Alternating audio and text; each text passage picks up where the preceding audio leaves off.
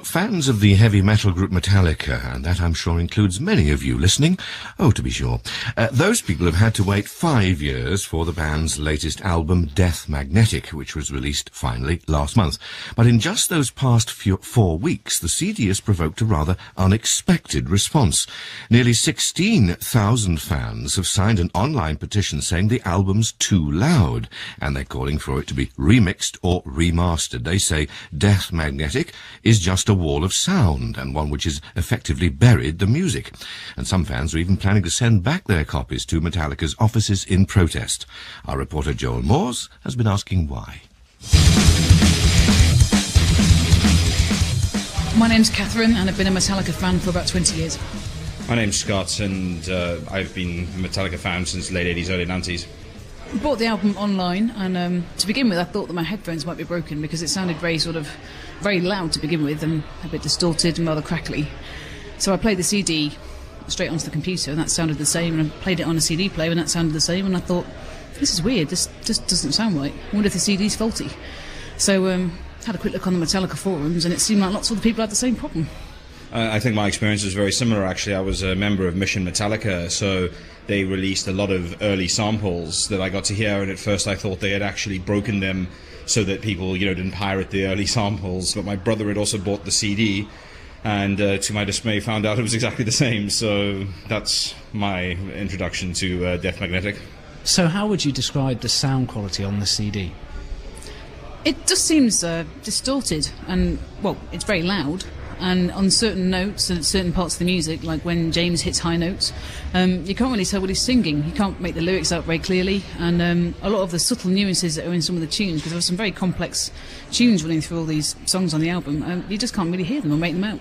It very much sounds how you would expect if you thought your speakers were damaged or you were listening on the cheapest pair of little in-ear headphones you could get, and it is sometimes hard to distinguish what should be heard over the distortion. Does it make it more difficult to enjoy the music? I would say so. I mean, musically, I think it's the best album they've done in 20 years. And the first time I heard it, I was, frankly amazed. But there's something wrong with the sound. It just doesn't sound right to me. What do you think is the possibility that it will be remastered?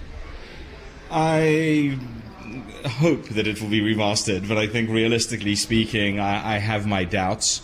And regardless of the amount of force behind those of us who are unhappy with it, significantly more are happy with it. So I feel we may be brushed aside as a annoyance. Thank you. Disappointed Metallica fans there talking to Joel Moores. Well, earlier I discussed the so-called loudness wars with Ian Sheperd, who's what's called a mastering engineer at an independent music production house. And that's not the same thing, he told me, as being a record producer. A record producer I like to think of as a project manager. He collaborates with the band over months, maybe even years, recording and mixing the CD. At the end of that process, they have a collection of songs, and they bring it to the mastering house to have it made into an album. So we're looking at balancing the songs relative to each other, getting the tone of the songs right, roughly speaking bass and treble, but in much more detail than that, and just making a convincing artistic whole out of the songs. Now, this so-called loudness war, has it been going on for some time?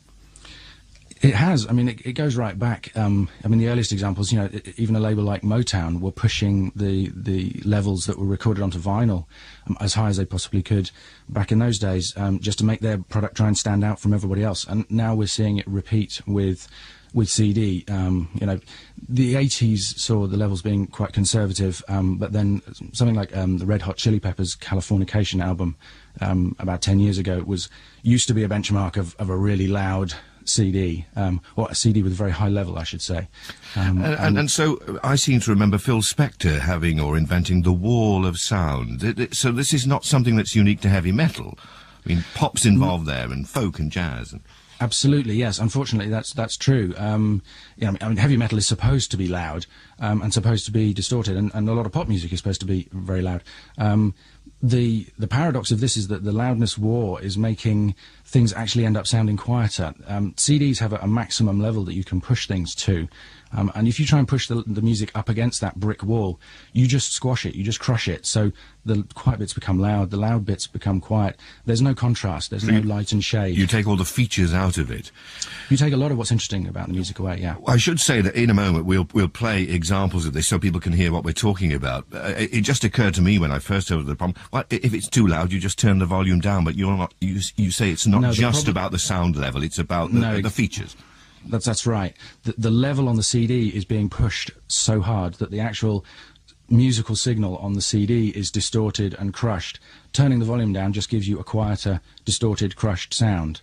Whereas a CD with more conservative levels, you can turn it up and it will leap out at you. The solos will grab you, the choruses will lift, and it will just sound better.